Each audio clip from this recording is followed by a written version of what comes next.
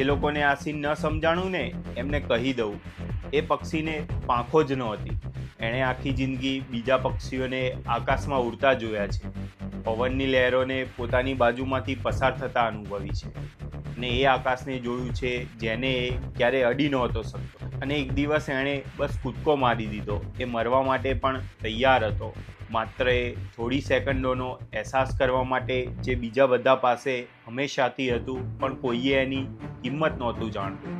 હવે જરા તમારી લાઈફ સામે જુઓ. તમે તો પાંખો સાથે જન્મ્યા છો દોસ્ત. આજે સવારે તમે જાગ્યા ને ત્યારે આખું આકાશ તમારા માટે ખુલ્લું હતું. આ નાની નાની મુશ્કેલીઓ અને પવન સામે ફરિયાદો કરવાનું બંધ કરો અને પરફેક્ટ કન્ડિશનની રાહ જોવાનું છોડી દો. એનીવેઝ, જો હજુ સુધી સબસ્ક્રાઇબ નથી કર્યું તો વાંધો નહીં, ભીડનો હિસ્સો બનીને જીવતા રહો.